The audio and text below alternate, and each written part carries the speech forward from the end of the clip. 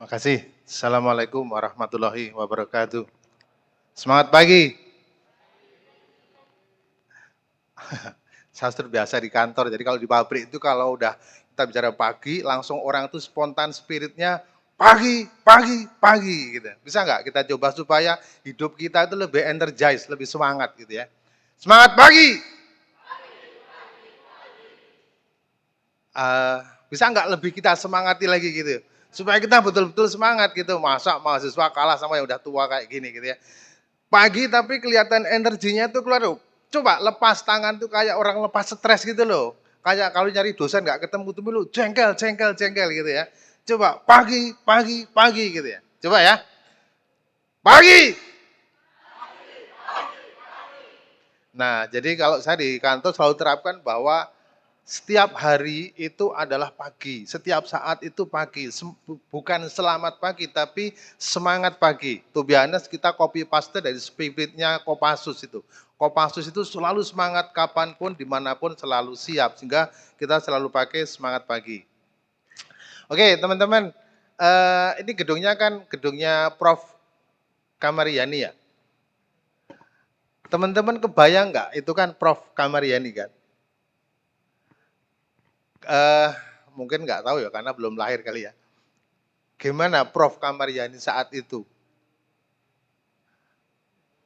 Nggak ada dosen sekarang yang sesetrik segala dengan Prof. Kamariani. Hampir dulu semua orang itu kalau tugas akhir, kalau dulu namanya PUP, dapat nama, kan namanya diundi itu, PUP siapa, siapa. Begitu dapat Prof. Kamariani itu udah langsung, mate aku, pasti lulusku mundur. Nek rasing pinter tenan, susah bener. Yaitu beliau Prof. Kamariani. Tapi dari itu juga beliau juga saya belajar bagaimana tentang hidup ini, bagaimana tentang kita berkomunikasi dengan orang, itu akhirnya saya merasakan banyak manfaatnya. Dulu memang susah payah ngadepin beliau, tapi sekarang kita betul-betul bisa merasakan, oh maksud dia itu, maksud beliau itu sangat bagus. Hanya karena mungkin kita nggak paham, jadi lihat susah. Saya kasih contoh sederhana ya, supaya ngasih terus. Misalnya dengan Prof. Kamarian itu ditanya, kita mau ujian perencanaan itu mau ngadep beliau, itu tanya, misalnya tugas saya saat itu mengenai air. Begitu kita ditanya pertama, kita udah masuk ke ruangan beliau, udah di ruangan kemudian tanya, apa itu air? Jawaban kita apa? Kalau ditanya air kan jawaban kita mesti kira-kira H2O gitu kan. Pertama jawabnya air apa? H2O. Pertanyaan kedua, H2O itu apa? H plus 2 minus. H plus itu apa? Begitu udah kita nggak bisa jawab, udah dia tangan beliau itu cuman gini, keluar. Udah selesai semua hari itu. Hanya gara-gara kita nggak bisa tahu air. Jadi udah kalau udah bilang, set, keluar. Artinya apa learningnya bahwa beliau mengajarkan, kalau kamu ngomong sesuatu, kamu harus tahu dasar ilmiahnya, dasar logiknya itu apa. Gitu. Terus itu nunggu habis itu ditolak gitu, seminggu lagi daftar, nanti dapat masuk lagi. Ditanya lagi gitu. Misalnya kita tanya lain, sumbernya dari mana? Bukunya ini nih, mana bukunya? Bukunya nggak bawa, cuman beliau tangannya udah kayak gini, keluar. Itu udah nunggu 2 minggu lagi, nunggu seminggu lagi, terus kayak gitu. Tapi kita jadi ngerti bahwa kalau kita ngomong sesuatu, kita punya buktinya. Sehingga dulu zaman dengan Prof. Kamariani, kalau kita mau bimbingan gitu ya, tas itu bisa bawa buku pustaka itu saya gebek gitu. Tas isinya kayak Perry Chemical Engineering, buku engineering operasional apa-apa itu kita bawa semua. Nanti kita tunjukkan pada beliau bahwa kita sumbernya itu valid. Sampai sekarang bahwa kita, oh kalau ngambil sesuatu, itu sumbernya harus valid. Jadi sampai sekarang saya sangat terngiang-ngiang dengan Prof. Kamariani, karena ajarannya itu sangat, mungkin bagi anak sekarang nggak cocok, tapi menurut saya tetap relevan. Dan saya merasa satu-satunya orang yang bisa ngadep ke beliau. Saya lulus perencanaan unit pengolahan itu, PUP itu, saya yang teman saya yang pintar-pintar maju 10 kali, 12 kali, 14 kali, saya hanya maju 1 kali, enggak sampai 30, beliau bilang udah selesai. Saya nggak sampai 30 menit ujian dengan beliau itu udah langsung dikasih nilai A. Dan itu teman-teman nunggu di luar itu nggak jadi ujian, nggak jadian. Udah selesai dapat A. Jadi itu karena apa? Karena kita mengerti apa yang dibutuhkan. Dan itu akhirnya saya manfaatkan benar di dalam dunia kerja. Oke, saya lanjutin ya. Saya cuma beberapa slide, nanti lebih banyak kita tanya jawab. Next slide.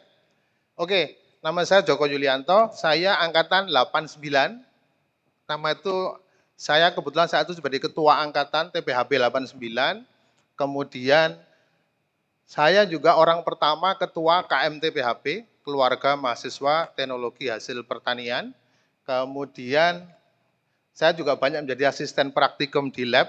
Anda kalau lihat di sertifikat piagam yang paling kanan pojok ini ada berapa itu sekitar 10. Saya jadi asisten praktikum dari biokimia, analisa hasil pertanian, kimia hasil pertanian, rekayasa proses, dan beberapa. Jadi 10. Anda bayangkan dalam waktu saya kuliah berapa tahun saya bisa menjadi asisten sebanyak satu semester paling enggak itu dua atau tiga gitu.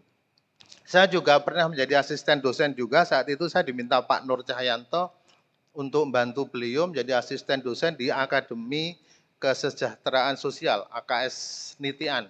Jadi saya dengan Pak Nur, kemudian saya pernah juga ikut sebagai PIMNAS, ya saya nggak pinter-pinter amat, tapi saya ikut PIMNAS itu bersama teman-teman di sebelah kiri itu yang berlima. Waktu itu kita ikut PIMNAS, saya ikut PIMNAS di Malang, saya ikut PIMNAS di Bandung. Gitu. Kemudian ini ya teman-teman angkatan saat itu, saya lulus dengan IP tidak sampai 3.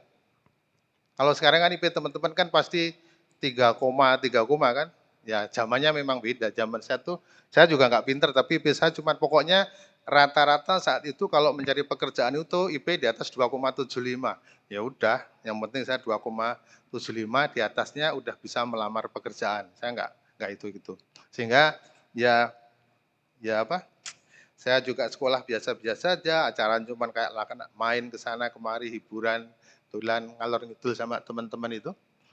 Kemudian ada satu pengalaman ketika saat saya menjadi ketua KMT PHP, kita mengadakan acara Food Expo.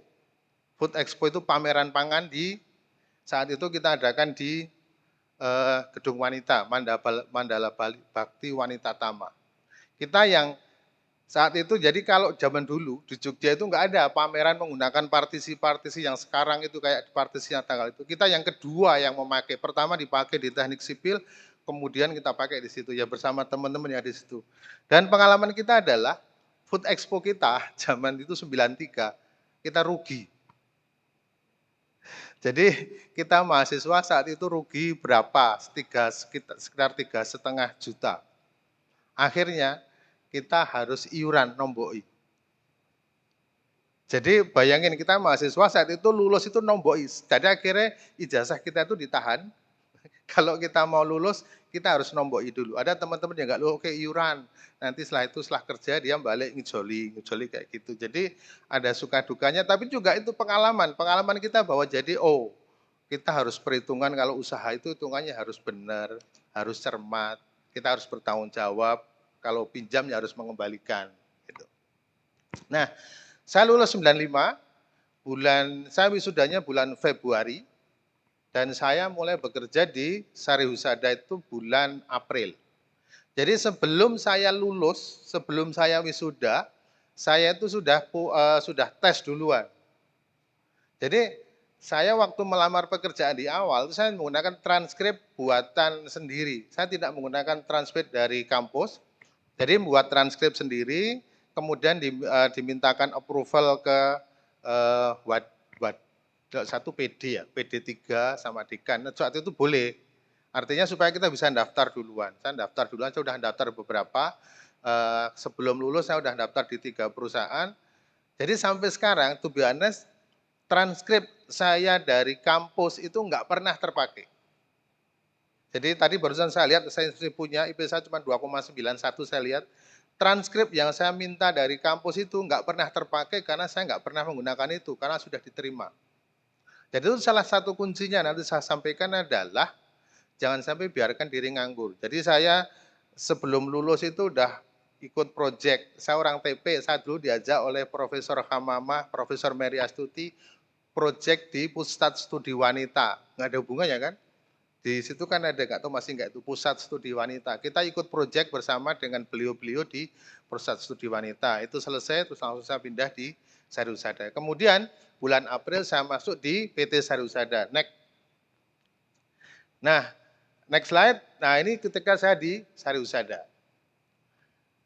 Kalau mau teman-teman lihat siapa saya, silahkan aja. Sekarang coba buka handphonenya aja. Buka handphone sekarang, Google aja Anda lihat. Coba Anda buka handphone, cek Google, tulis saja nama Joko Yulianto Danon. Jadi tulis saja nama, Anda scrolling di Google aja, Joko Yulianto Danon. Tadi saya juga surprise, ternyata banyak sekali nama saya di situ, aktivitas yang saya lakukan yang sudah ada di media. Jadi Anda lihat, tulis Joko Yulianto Danon. Nanti mungkin Anda bisa tanyakan saat tanya jawab, poin-poinnya di situ. Jadi di situ banyak dimuat di media, kegiatan-kegiatan yang saya lakukan, penghargaan-penghargaan yang diterima, itu ada di situ semua. Nah, ini jasar aja, biasanya kan anak-anak muda sekarang, Gen Z, Gen apa kan suka gitu ya. Jadi ketika saya bekerja di Sarusada, Sarusada itu bagian dari Danone. Dulu Sarusada itu bagian dari Numiko Belanda, sekarang bagian dari Danone Prancis. Nah, saya ketika di Danone, saya di Sarusada, saya punya pengalaman, saat ini beberapa negara yang pernah saya kunjungi ketika saya bekerja di sana, semua saya lakukan kunjungi dengan free, business class, ada uang saku ya. Jadi saya dari Roma, ada di New Zealand, ada dari Yunani, ada Turki, ada Guangzhou, ada Meksiko, ada Jerman, Australia, Perancis, Spanyol, Swiss, Spanyol, Belgia, dan lain-lain. Itu kesempatan yang saya dapatkan ketika saya bekerja di Danone. Nah, nanti ketika milih kita lihat, itu perusahaan lokal, multinasional tentu akan berbeda-beda. Ini part kalau Sarusada itu bagian dari Danone yang perusahaan multinasional, FMCG, jadi grupnya itu di global. Kita di global, kalau di Indonesia grup kita dengan Aqua. Kalau di global kita punya pabrik di seluruh dunia, dari di Eropa ada, Amerika ada, New Zealand, Australia, Asia, nah itu biasanya saling melengkapi. Gitu. Oke, nanti saya akan lebih banyak, silakan ada kalau tanya, saya karena poin-poin saya nggak banyak. Next slide. Nah, pertama saya sarankan teman-teman, ketika tadi udah lulus, pertama harus punya clear goal. Tujuan Anda mau apa? Tadi udah ada survei, Anda mau kemana, Anda harus sana, karena strateginya akan berbeda. Kalau Anda ingin menjadi dosen, strateginya berbeda. Kalau Anda menjadi ingin wira swasta, kan tentu berbeda. Maka sekarang saya sarankan teman-teman tentukan dulu, goal saya mau kemana. Karena kalau nggak jelas goalnya nanti akan susah mau kemananya gitu ya. Ya. Jadi Anda mau jadi dosen, apa mau jadi pengusaha, mau jadi kerja di mana. Nah setelah itu kemudian baru nanti kita mempersiapkannya akan berbeda. Ya, yang pertama itu tujuan Anda harus jelas. Jangan sampai ketika nanti masih di sini, saya mau apa ya, mau apa ya, apa ya. Paling nggak udah punya pikiran. Kalaupun nggak mau ngomong ke orang, keyakinan kita diri sendiri itu sudah punya. Saya mau ini. Dan yakinilah apapun pilihan nggak ada yang jelek. Nggak ada yang salah gitu loh. Aku mau di sini itu semua pilihan. Dan itu semua baik, semua mulia. Kita harus yakini gitu. Yang kedua, next slide. Bisa di next slide. Karena saya simpel aja nggak banyak. Nah ini satu. Yang kedua adalah stay mindful of time. Jadi maksud saya gini. Biasanya anak-anak yang sudah lulus itu problem pertama adalah sehari setelah wisuda itu kayak kehilangan jati diri. Karena apa? Kamu udah nggak punya kampus. Kamu mau ke kampus nanti juga ditanyain, udah kerja di mana? Malu juga, nggak enak jawab. Di rumah juga ditanyain ibu bapaknya, wes lulus terus kerja di mana? Sama ketemu teman kerja di mana? Nah ini biasanya akan jadi problem. Saran saya adalah jangan biarkan dirimu nganggur. Jangan biarkan dirimu nganggur, tetap buat ritmenya, itu ritme kayak kuliah. Ritmenya itu kayak kuliah, artinya, saya mungkin harus belajar dulu. Saya harus nambah keahlian dulu. Misalnya gini, ini salah satu mungkin saya harus nambah ilmu. Kalau saya dulu bilang sama orang tua saya Saya pokoknya sebelum dapat kerjaan, saya minta dikasih uang saku, uang jajan, uang sekolah, kayak saya sekolah sampai dapat pekerjaan. Artinya itu dimanfaatkan. Misalnya saat ini teman-teman ya, kan bisa aja kalau bisa ngelihat lamaran pekerjaan itu biasanya butuh keahlian apa. Misalnya sebagai safety profesional, Anda bisa training mengenai safety. Dipakai atau enggak itu urusan belakang. Yang penting Anda punya bekal. Sekarang harus Anda punya nilai lebih dibandingkan yang lain. Misalnya ada berapa? 60 orang. Saya yang lebih saya dibandingkan dia apa? Oh, IP saya kalah. Tapi saya harus punya lebih. Oh, saya tak training safety misalnya itu. Misalnya ada training AK3 umum. Ya udah, ikutin training AK3 umum. Mungkin setelah AK3 umum, oh saya mau AK3 mengenai listrik, AK3 tambang, AK3 apa. Itu untuk nambah ilmu mengenai kesehatan dan keselamatan kerja. Atau saya ingin nambah ilmu mengenai warehouse management, pergudangan. Sehingga nanti ketika Anda melamar pekerjaan, itu Anda punya sertifikat yang bisa Anda jual. Saya punya, di samping saya lulus TP, saya punya keahlian di dalam ini, sertifikasi warehouse. Saya sertifikasi di dalam misalnya continuous improvement, Anda bisa belajar tentang zero belt, Six Sigma, Anda bisa belajar, jadi cari yang untuk nambah keahlian. Misalnya, oh saya punya keahlian di dalam halal, saya punya sertifikat halal. Bukan maksudnya sertifikat ahli auditor halal. Atau Anda ingin tahu tentang ISO 9001, manajemen mutu, Anda bisa les kursus itu. Pasti akan perlu biaya, tapi itu berbeda. Karena itu untuk nambah ilmu. Karena tuh biasa, dari kampus ini ya biasa-biasa aja. Saya biasa menginterview anak gitu ya. Begitu saya kadang-kadang interview pertama itu udah, begitu ketemu pertama udah, ini nggak masuk, ini udah agak susah. Saya biasanya udah kayak merasakan kayak second itu udah ngerasakan cocok apa enggak dengan apa yang saya butuhkan. Saya di Sarusada, saat ini saya punya tim itu lebih dari 1.200 orang, lebih dari 1.500 orang. Saya punya manajer lebih dari 20 manajer.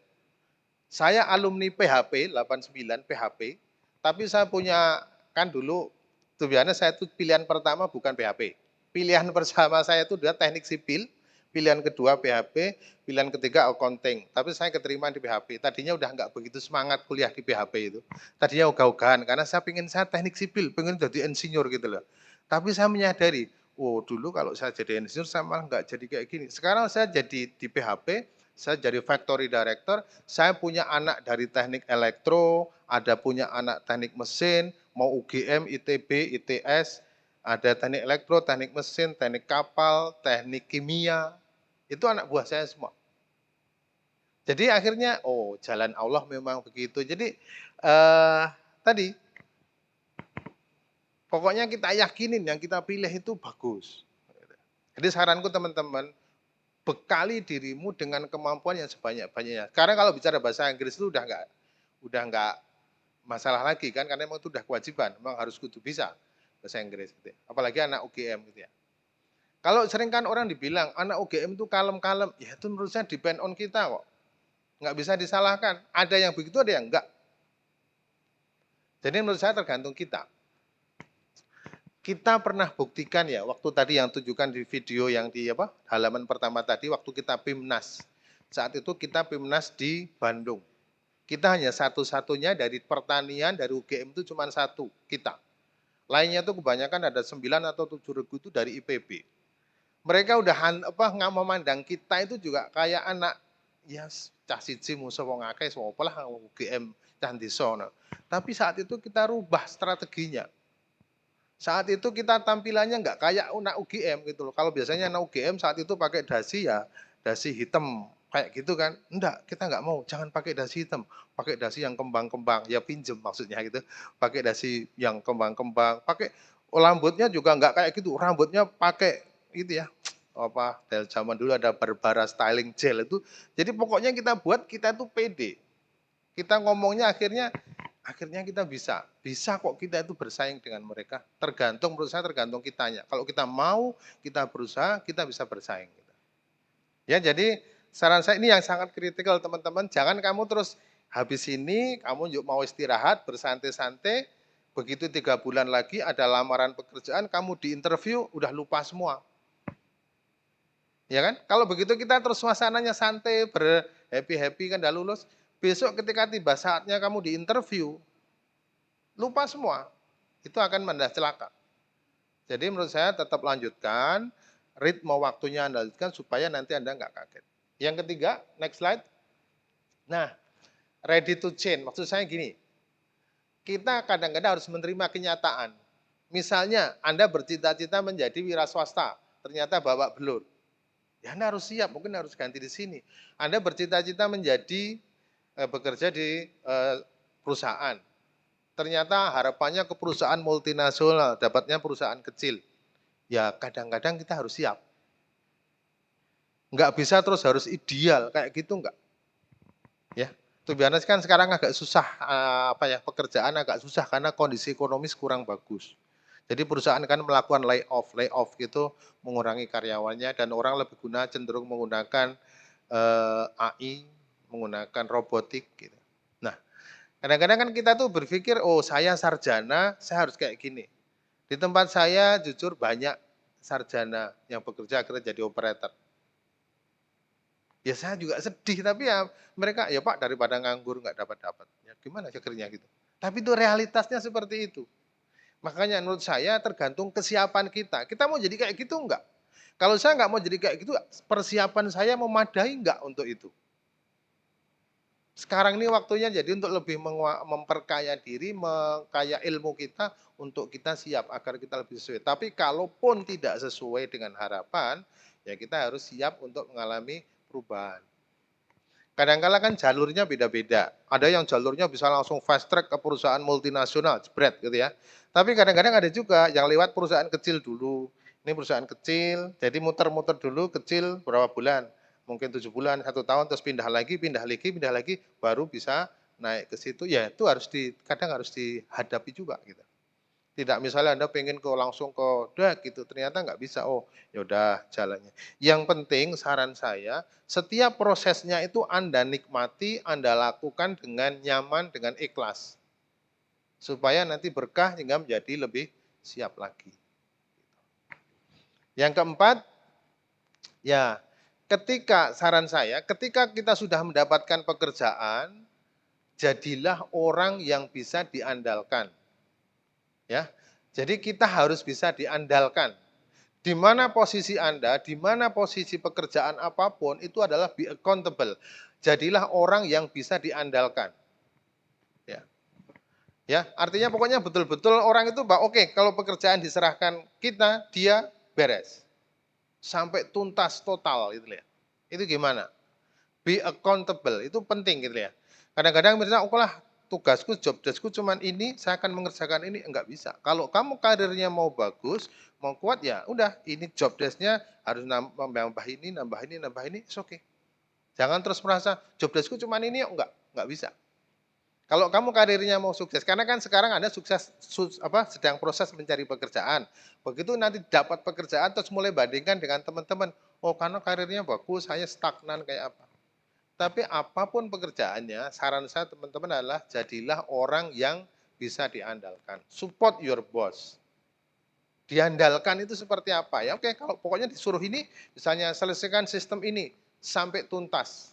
Sampai tuntas, sampai selesai, apapun saya lakukan. Sehingga kalau saya di kantor itu punya spirit namanya mbuh piye carane kudu iso. Mbuh piye carane. Semangat MPC. Kalau kasih tugas ini, kalau udah kamu sanggup, mbuh piye carane harus selesai, harus bisa. Jadi be accountable. Yang terakhir, nah ketika kita bekerja itu adalah jangan kita settle dengan status quo karena kita harus berani merubah. Dalam arti continuous improvement, selalu melakukan perbaikan. Kalau saya punya prinsip adalah tidak ada sesuatu yang terbaik. Selalu ada yang lebih baik. Jadi selalu berpikir ini mungkin baik, tapi besok udah nggak baik lagi terus. Jadi akhirnya membuat kita tuh selalu belajar, continuous improvement, diperbaiki, diperbaiki, diperbaiki. Ini akan menjadikan kita ini lebih dinamis hidup ini. Tidak terus cuma statis, diam, itu enggak. Nah secara teori itu aja, saya mungkin berbagi tip aja beberapa poin itu. Selebihnya silahkan kalau ada yang mau ditanyakan, kalau nggak ada ditanyakan ya sudah, saya kembali. Silakan kalau mau ada yang ditanyakan, mau lewat moderator apa langsung silakan.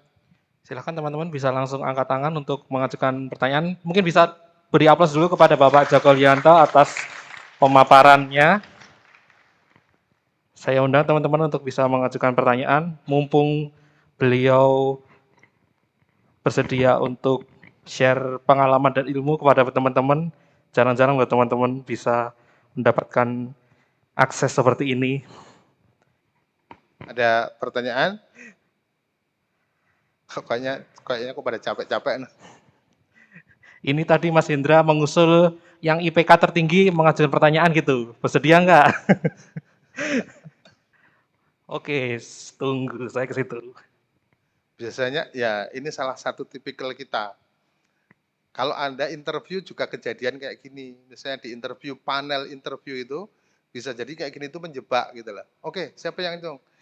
Kalau kadang-kadang ada orang, berarti yang lainnya no inisiatif, finish. Tinggal satu orang yang dilanjut. Jadi kalau misalnya dalam interview pekerjaan panel diskusi seperti ini ya, kalau perusahaan menghendaki orang yang dinamis, orang yang semangat gitu, simple loh ini begitu kayak gini, kasih pertanyaan, terus pada diam semua, yang ngacung satu, oke, kamu lolos, yang lainnya alhamdulillah, terima kasih, tidak cocok untuk saat ini. Jadi saran saya teman-teman udah mulai waspada, kayak gitu itu bisa jadi, oh, berarti udah selesai interview. Saya tuh ingat satu cerita menarik yang saya ingat sebelumnya, Dik ya.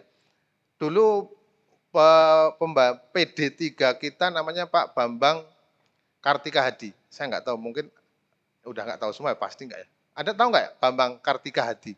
Kartiko, Bambang Kartiko. Dulu PD3, kemudian naik menjadi PR3.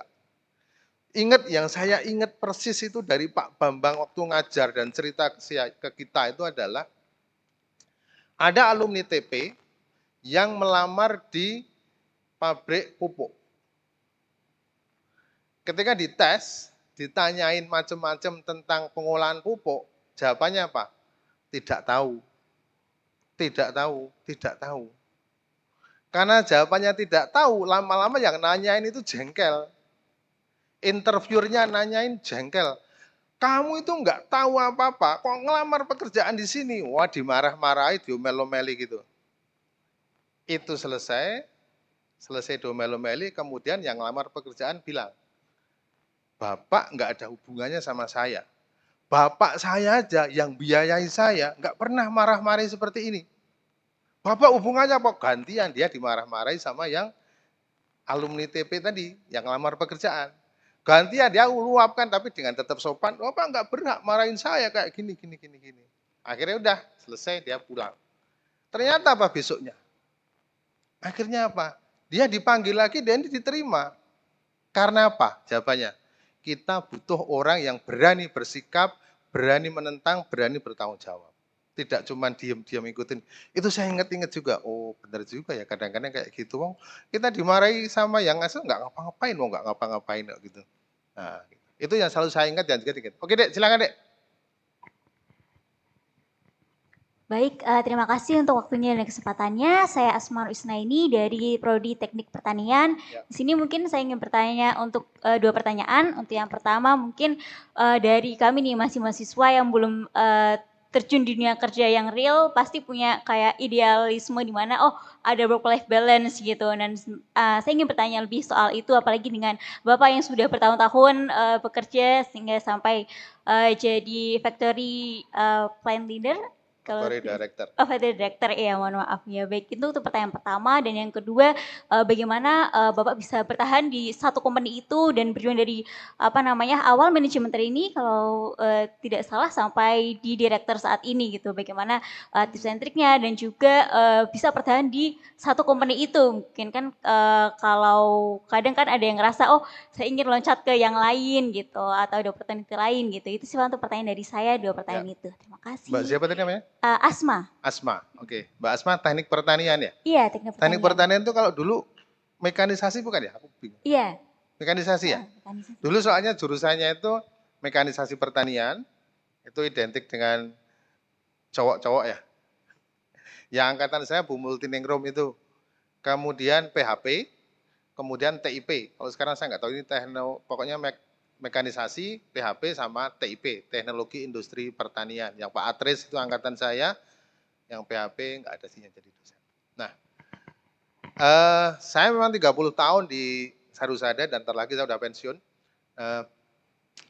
Tujuannya kalau mau sih banyak tempat lain yang kalau udah kayak di level gini udah nggak ini. Jadi banyak yang nawarin dari LinkedIn itu udah mau nggak sini-sini.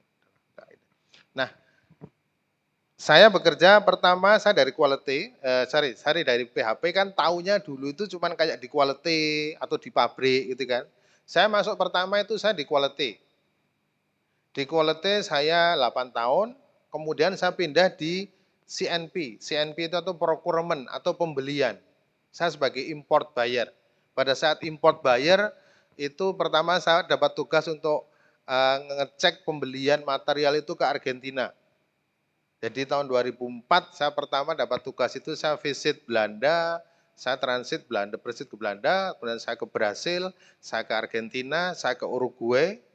Itu kebayang saat itu sukanya gitu loh, wah luar biasa saya dapat kesempatan muter-muter ke Amerika Latin itu dengan gratis, dikasih uang saku, pakai ini jadi kayak gitu-gitu. Saya di CNP. Padahal selama saya kuliah nggak ada pelajaran tentang pembelian, nggak ada. Bagaimana membeli, bagaimana menawar, bagaimana mendapatkan kualitas barang sesuai yang diinginkan, bagaimana mengimpor datang dari sana ke sini tepat waktu, nggak ada kan? Apa ada pelajaran tentang pembelian? Impor ekspor nggak ada. Tapi itu karena setelah saya bekerja ya saya harus belajar tuntutan di situ. Makanya itu salah satu kalau teman-teman mau ya tadi, oh mungkin nyari training atau sertifikasi tentang pembelian, purchasing, itu juga bermanfaat untuk situ. Saya kemudian 3 tahun di quality, kemudian di purchasing, saya ditarik lagi dipindah ke quality. Saya quality itu ya dari fisika, kimia, mikrobiologi. Jadi kan setiap hari pelajaran tentang mikrobiologi dari TVC 30, TVC 35, Salmonella, Enterobacter, E. coli, sulfate reducing Clostridia, Bacillus cereus itu sudah jadi makanan sehari-hari. Itu selama 8 tahun. Kemudian 8 tahun saya dipindah lagi ke manufacturing, saya pegang pabrik yang di Jogja, kemudian pegang pabrik yang di Prambanan, kemudian saya sekarang memegang pabrik dua-duanya. Itu. Nah, ketika saya magang dua-duanya, mau nggak mau saya harus megang mengenai engineering, bagaimana teknik, bagaimana tentang human resource, bagaimana ya semuanya menjadi satu bagian dari di situ. Nah, kenapa saya nggak pindah-pindah lah? In the end, saya di Jogja. Sari Husada itu pabriknya di Jogja, tapi itu bagian dari global company. Semua orang pingin ke Jogja, karena kan Jogja biaya hidupnya kan murah. Ya, dibandingkan di Jakarta, nggak macet-macet mau berangkat. Saya mau berangkat bekerja setengah 8, udah sampai 8, belum 8 udah sampai. Di Jakarta mau dari sana berangkat udah 1,5-2 jam. Nah, ya salah satunya karena memang saya aslinya Klaten, tapi saya kuliah di Jogja, saya bekerja di Jogja sampai sekarang saya dapatkan istri juga di Jogja dari TP ini juga. Akhirnya ya udah di Jogja udah nyaman aja. Artinya meskipun kita itu di Jogja, tetapi standar kita sama dengan yang lain. Gitu. Yang kedua tadi ya. Yang pertama tadi apa nih? Lupa aku. Work life balance. Ya. Itu pilihan ya teman-teman ya. Kalau Anda bekerja di level managerial staff, supervisor up, lebih-lebih manager up, itu yang dilihat itu biasanya tanggung jawab. Namanya tanggung jawab itu nggak bisa nggak bisa terus hilang karena oke, ya biarkan pabrik kayak apa saya nggak tahu jangan nggak bisa. Kalau udah tanggung jawab ya mohon maaf kayak hidup kita itu sebagian sudah terambil. Ya nggak bisa kalau misalnya Anda punya misalnya Anda jadi manajer produksi. Produksi jalan Anda jalan 24 jam. Ketika ada masalah kan in the end tetap Anda tanggung jawab. Di lapangan ada supervisor, ada manajership misalnya. Tetapi in the end, kita kan tanggung jawab. Makanya harus pintar-pintar kita bagaimana mengatur work-life balance. Ya mungkin waktunya tidak seinten itu, tapi bisa kita tingkatkan quality of time-nya. Quality pertemuannya, kayak gitu. Ya beda-beda.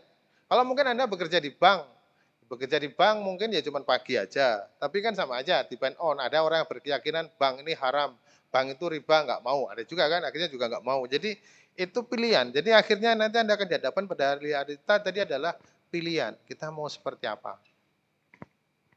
Ya.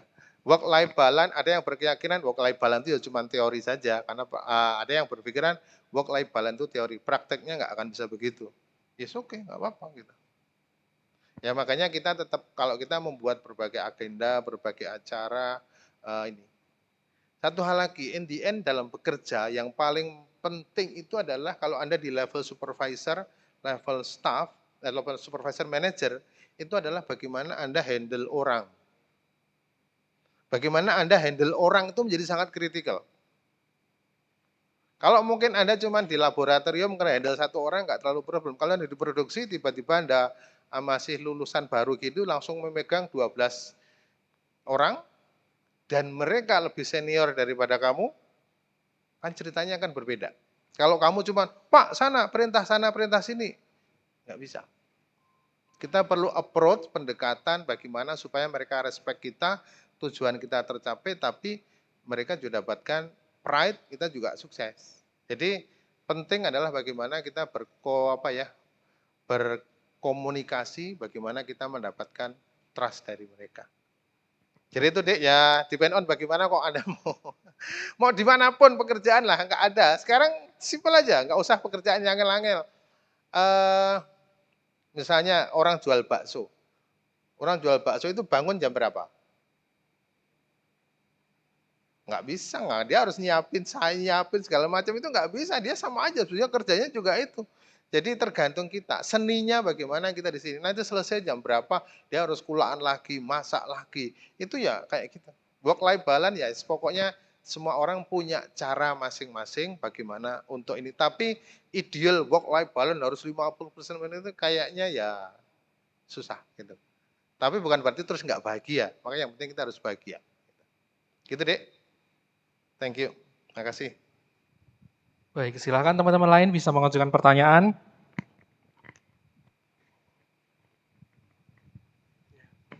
Oke, sebelumnya terima kasih atas kesempatannya. Selamat sore Pak Joko Yulianto. Perkenalkan saya Andrew Reza Maulana dari jurusan Teknologi Industri Pertanian. Izin bertanya terkait manajemen orang.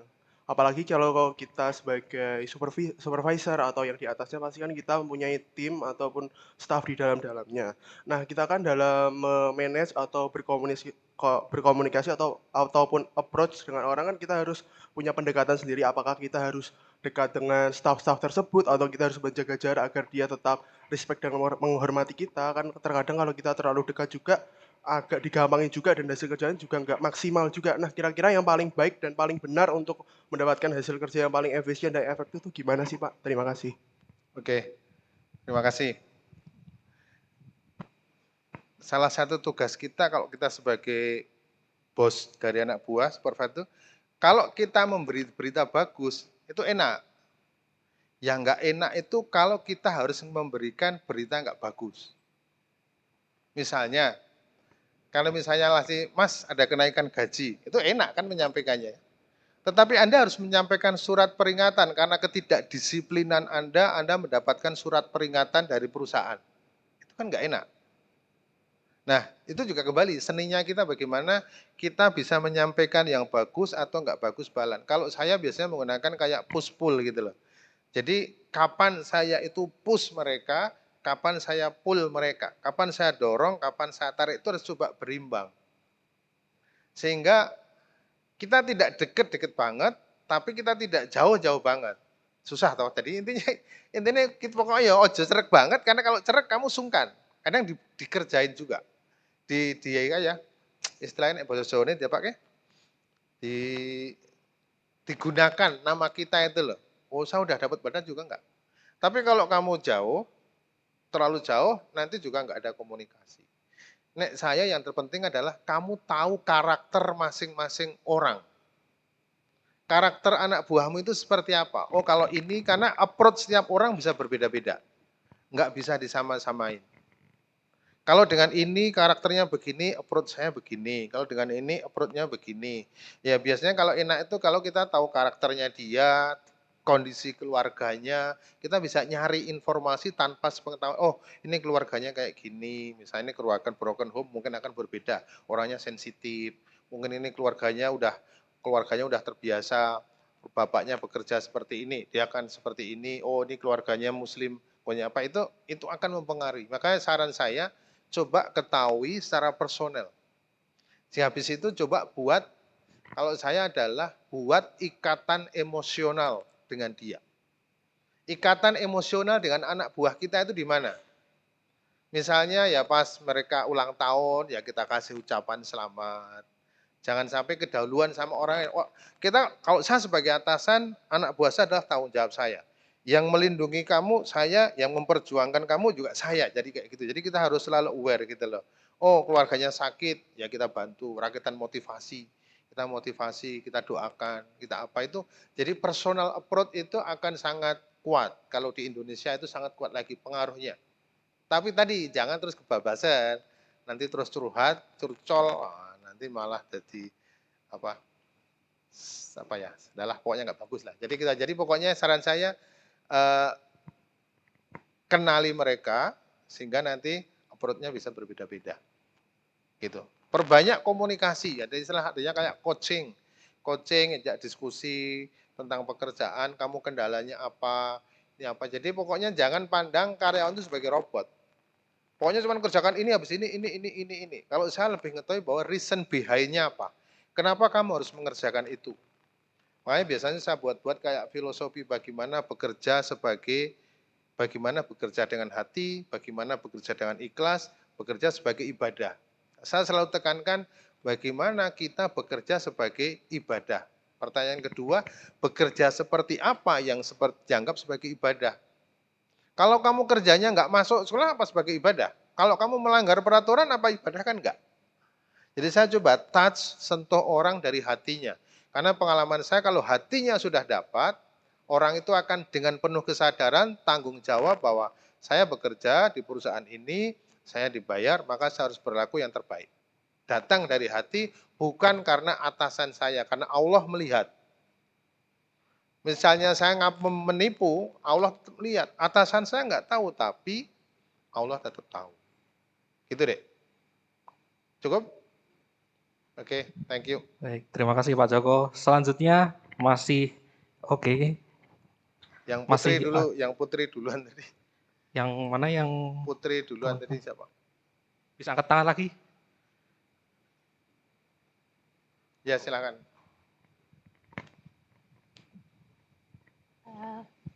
Selamat sore Bapak Joko, perkenalkan saya Alia dari TPHP Angkatan 2021.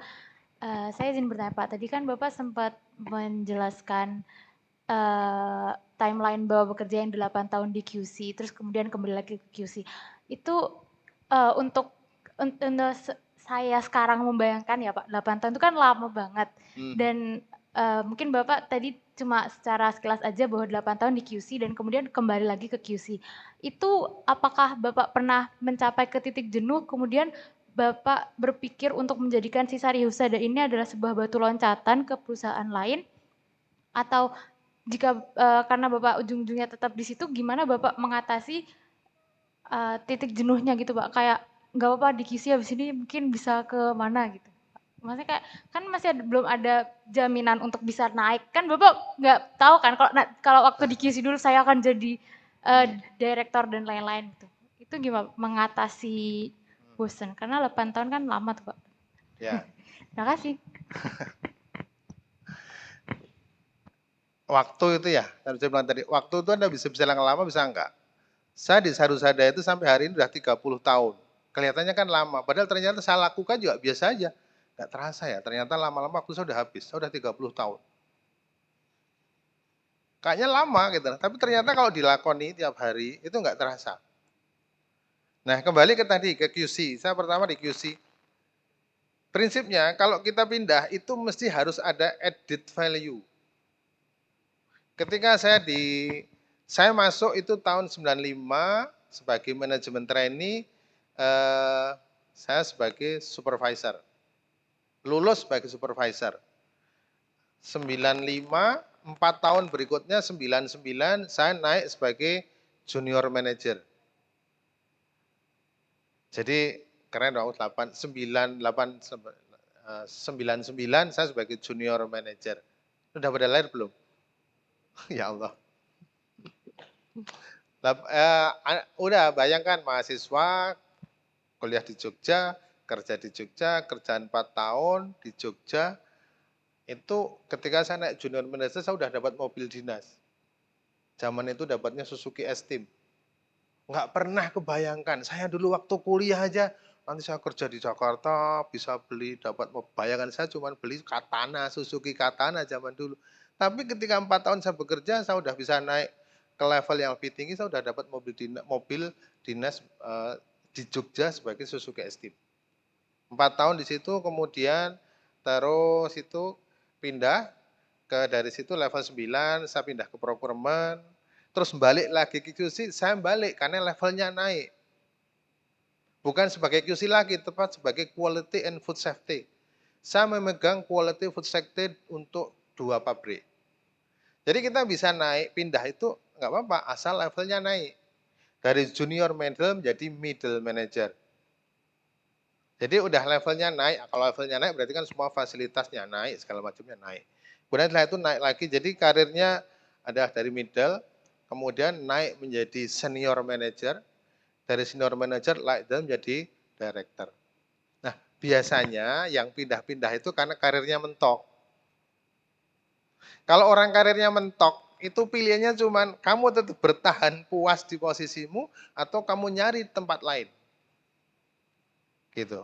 Nah, makanya kalau saya tuh orang yang percaya bahwa rezeki itu sudah diatur, rezeki dari Allah. Kalau kamu sungguh-sungguh, kalau kamu bekerja dengan benar, kalau kamu berprestasi, pasti Allah mencarikan jalan. Saya yakin gitu loh.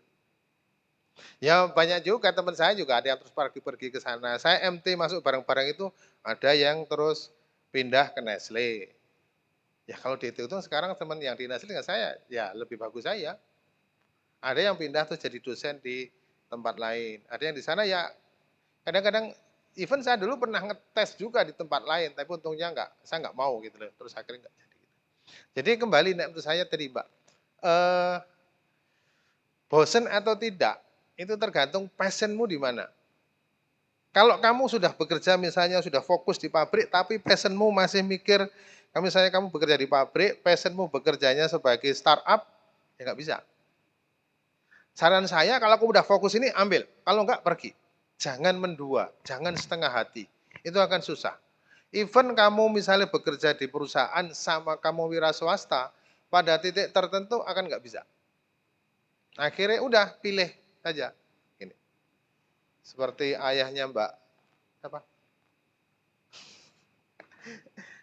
Nah, Mbak siapa aku Astri.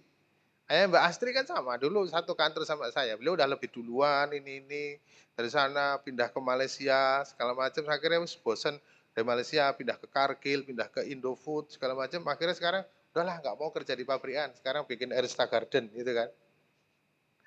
Jadi hidup itu pilihan mau seperti apa. Sekarang Pak Arista pilih ngajar dengan itu. Ya semua ada konsekuensinya. Mungkin salarinya beda, ininya beda. Tapi kembali tanyakan ke diri kita, saya passion saya di mana.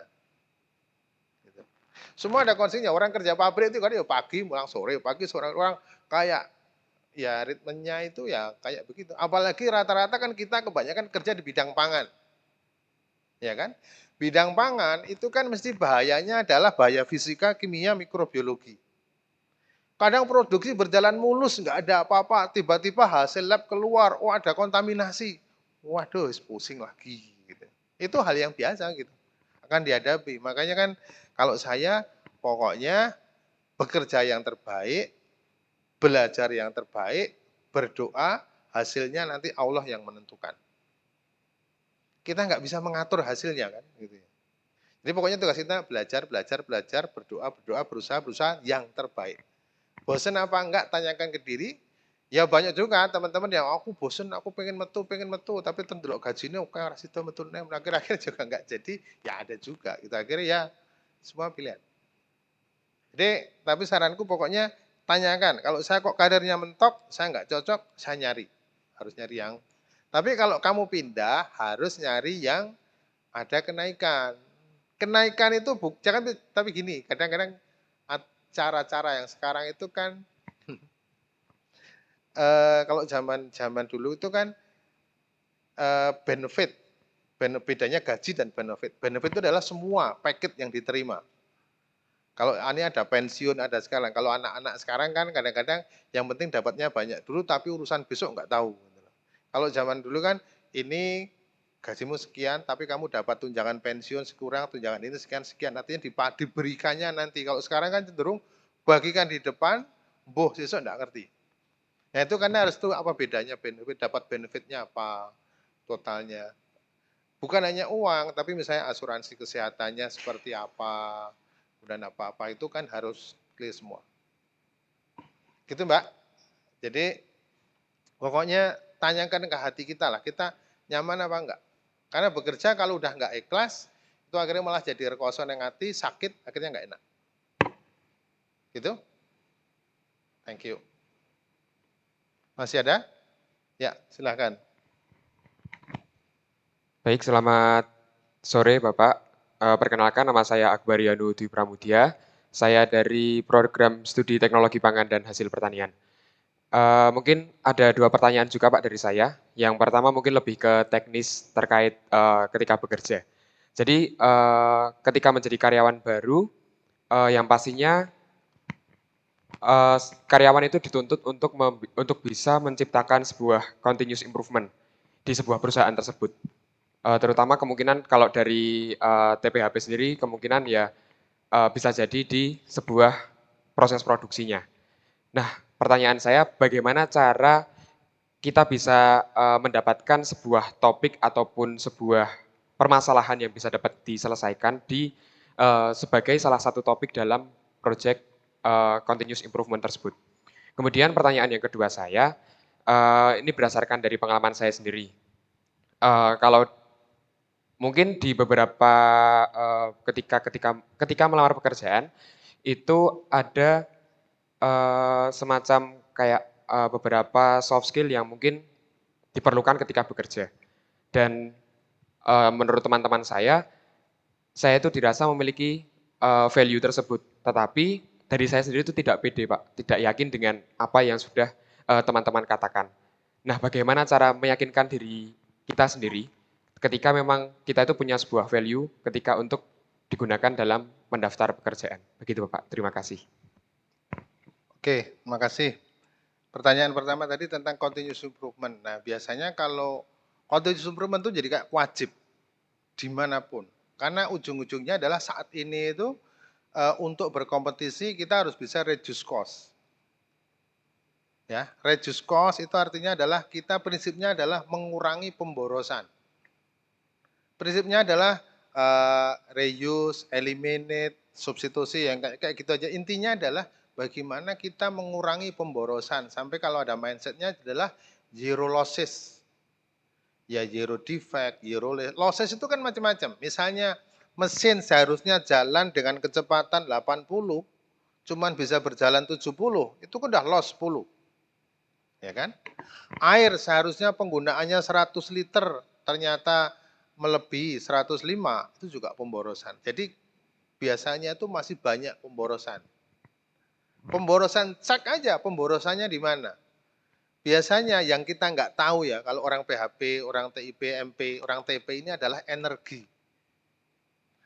Kalau kita di perusahaan, cost yang paling besar setelah material itu biasanya adalah engineering. Engineering itu biasanya 2, 1 untuk utility, 1 untuk maintenance. Utility itu kayak misalnya kita untuk pemanas kita butuh steam, kita butuh boiler. Untuk menjalankan boiler kita membutuhkan misalnya biosolar. Atau kita membutuhkan CNG. Jadi itu cost-nya besar. Untuk misalnya produk makan menggunakan air, airnya dari mana? Airnya kan biasanya dari dalam air atau dari pemerintah, dari pump. Kan itu butuh proses pengolahan air. Kalau kita pangan biasanya udaranya harus difilter. Ada filter udara. Jadi biaya-biaya untuk utility, kalau nggak tahu ya, biaya untuk membuat ruangan itu menjadi cocok dengan standar mikrobiologi itu biayanya sangat besar. Makanya biasanya kalau kita fokus bagaimana reducing energi, bagaimana reducing maintenance. Jadi lihat-lihat dari situ aja. Pertama pokoknya kos kita yang boros di mana sih? Atau kebiasaan karyawan misalnya habis dari kantin berhenti dulu, kudune berjalan sekian mundur, itu udah pemborosan. Banyak kalau kita mau mencermati kayak gitu. Anda kalau mau kursus ya ngambil kayak misalnya ngambil Six Sigma. Biasanya kalau dari lulus ini bisa mengambil yellow belt. Sabuk kuning untuk Six Sigma, kan ada white belt, ada yellow belt, ada green belt, ada black belt. Itu untuk Six Sigma. Anda bisa juga training tentang continuous improvement. Itu untuk nambah ilmu kita. Itu juga bagian sebetulnya opportunity Anda sebagai lulusan TP itu salah satu bersaingnya di situ. Kalau energi itu biasa kita di awal kita kalah dengan teknik kimia. Teknik kimia dengan Anda biasanya menangnya di proses. Prosesnya dari ini steam segala macam kita kan cuma dapat sedikit tapi nggak akan sedalam mereka untuk ini. Tapi Anda menang di pengolahannya, di sifat fisik bahan, di biokimianya, di mikro itu lebih tahu. Tapi kalau untuk proses, energi, water dan lain-lain kita biasanya cenderung kalah dengan teknik kimia. Nah, itu yang kedua ya. Yang pertama tadi apa? Yang kedua tadi tentang value diri kita. Nah itu biasanya kan kadang kita nggak menyadari. Nah yang mengatakan orang lain ya, kita bisa kalibrasi aja. Kalibrasi itu biasanya kita tanya pada orang yang baru. Tanya orang yang baru, yang belum ini. Dan ya kayak kita meyakini benar nggak ya? Kita tanya orang yang baru, orang yang nggak ngerti, kayak gitu-gitu. Tapi juga tanyakan ke diri sendiri, bisa nggak ya? Oh, karena kalau biasanya memang kita kayak gitu kan, kita merasa udah biasa aja. Padahal bagi orang lain itu sangat tidak biasa gitu. Dia bisa tanyakan ke orang lain, atau sebenarnya kalau adik-adik tahu kan banyak itu profesional coaching, tapi bayar. Jadi ada orang-orang yang memang dia saya mendidik lulusan-lulusan kayak gini. Misalnya ada profesional coach, ada teman saya yang juga sebagai profesional coach gitu ya. Dia di LinkedIn gitu ya. Misalnya tarifnya ada yang per jam itu $150. Biasanya 8 pertemuan itu juga bagus. Itu jadi kayak di coach gitu loh. 8 kali per 1 jam sekian bayarnya, tapi nanti di coach diarahkan sampai keluar nilai value-nya itu seperti apa. Sebenarnya kalau Anda lihat banyak di LinkedIn itu bagaimana untuk membuat kita lebih ini. Gitu. Yang kalau zaman dulu nggak ada, kalau sekarang sih banyak orang-orang yang bisa HR yang punya asosiasi untuk memperbaiki itu. Seperti itu Mas. Gitu Mas. Ya. Baik, mungkin satu pertanyaan terakhir. Oke.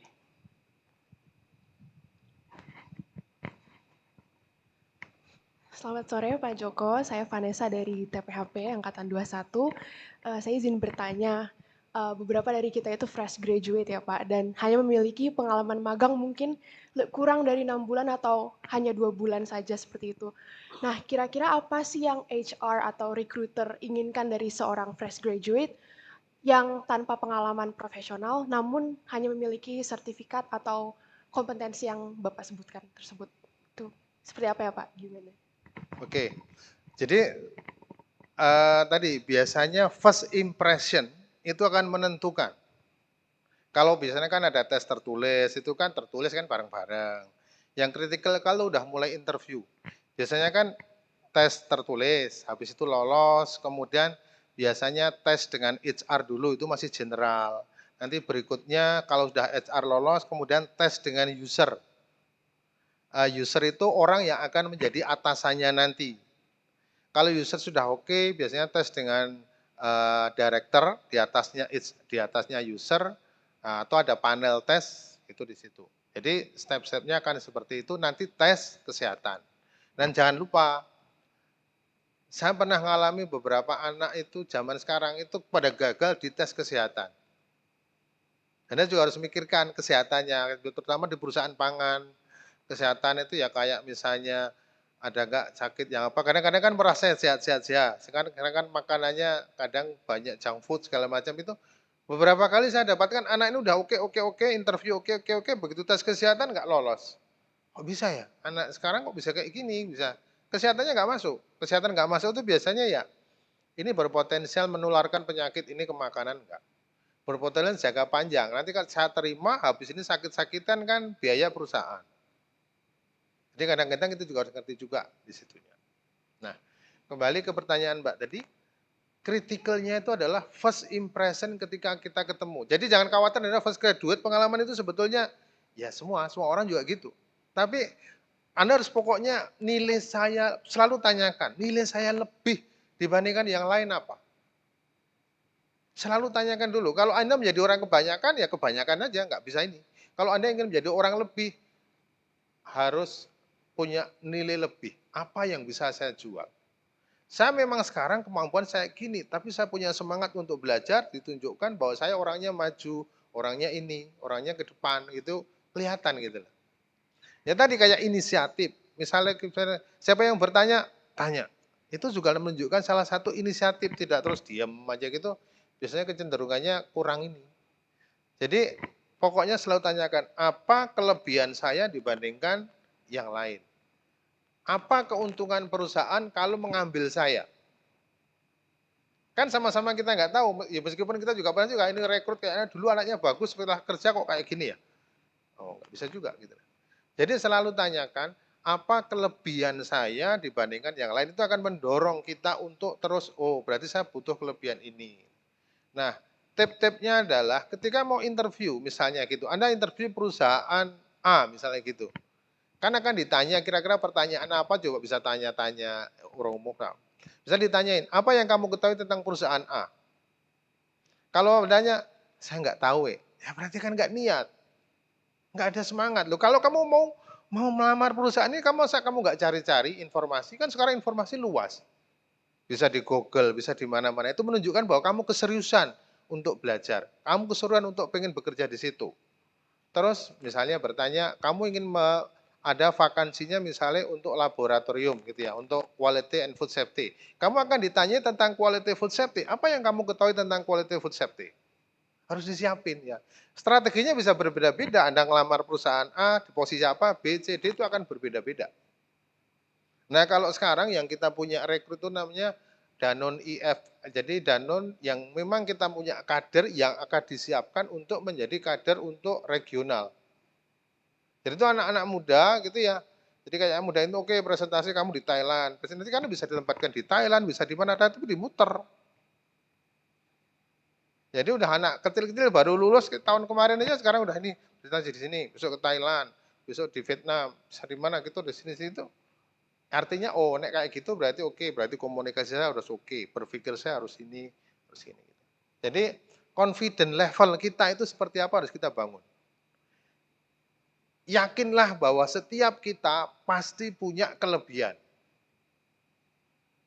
Kita pasti punya kelebihan, yang penting adalah bagaimana kita menyadari punya kelebihan itu dan bagaimana kita bisa mengeluarkan kelebihan itu. Kita pasti punya kelemahan, tapi kelemahan bisa kita tutup, kita tonjolkan yang lebih gitu. Pokoknya jangan ngelokro, no. Aku nek ngene kayak punya koneksi segala macam. Dalam pengalaman saya enggak. Kalau kita di perusahaan-perusahaan multinasional nggak ada, koneksi itu nggak ada. Even di tempatnya saya, di Sarusada, di Danone, keluarga sampai keponakan itu nggak bisa. Jadi misalnya kayak anak saya mau melamar, ini anaknya saya Pak Joko, udah nggak bisa. Ponaan saya ini punya Pak Ponaan, nggak bisa. Itu untuk menjaga fairness, jadi nggak ada terus karena ini digowo iki. Kecuali perusahaan-perusahaan saya nggak tahu ya. Tapi kalau di perusahaan multinasional itu betul-betul adalah kita rekrut orang yang memang bisa deliver apa yang kita komit. Jadi nggak ada koneksi, nggak ada gitu, nggak ada. Ya rumor-rumor itu ada, tapi prakteknya kita nggak ada. Karena apa? Kalau saya yang rekrut, saya sebagai atasannya, besok itu jelek, saya harus tanggung jawab. Di samping itu, saya akan buang-buang waktu. Kalau saya ingin pokoknya, saya ngerekrut orang yang benar, Karena agar menjalankan tugas secara cepat gini. Kalau kemudian saya salah, setelah 6 bulan kita uji coba, kemudian gagal, kita tolak, suruh keluar, kita rugi lagi. Saya kehilangan waktu 6 bulan, saya ngerekrut lagi, butuh proses rekrutmen, kemudian didik lagi, kalau nggak berhasil lagi, udah kehilangan banyak hal. Jadi gitu ya, Dek ya, saran saya pokoknya yakini Anda punya kelebihan, pahami apa yang ini Anda tuju, pahami perusahaan atau apa yang tuju, coba mengerti, ya dipaksa-paksakan mengerti semampunya, dan tunjukkan entusiasmenya. Intinya sekarang itu butuh orang-orang itu yang apa ya, semangat, energik, dan entusias gitu loh. Mostly akan kebanyakan butuh orang seperti itu. Pendiam bukan berarti nggak antusias loh ya. Ya artinya kalau misalnya kita baru interview ya fokus, tidak nanti karakternya di interview malah dolanan HP, nggak masuk. Kalau saya di dalam pekerjaan saya bilang, saya nggak peduli itu mau Gen Z, mau Gen C, mau Gen apa, in the end saya butuh dia deliver result. Deliver result apa enggak? Kalau enggak deliver result, mau ngomong apapun is nothing. Karena kalau kita bekerja di perusahaan sebagai profesional, in the end kita diukur dari result kita seperti apa. Jadi kita bisa deliver enggak? Kita ada added value-nya kepada perusahaan ini enggak?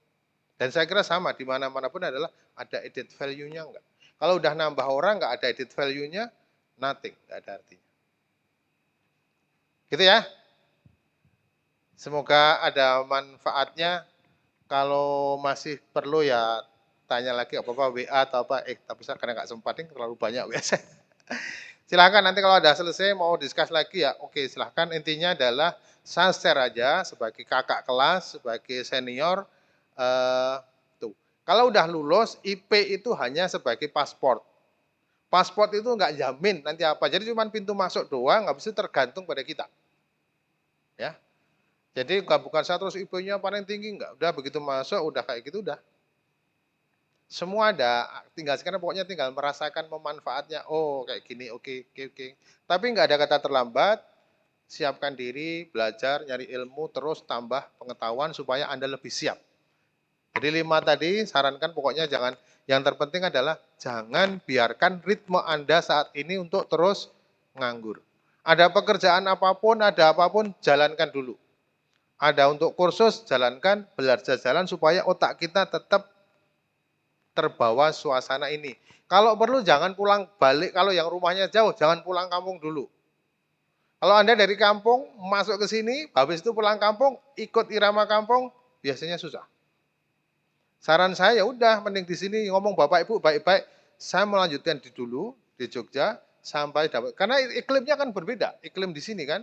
Iklimnya orang masih belajar, masih, tapi begitu misalnya di Lampung atau di mana gitu ya, begitu selesai terus balik kampung kan orang tua biasanya, kan kamu udah selesai, kamu di sana yuk ngikuti irama desa kayak gitu, biasanya lali kabeh, lupa semua.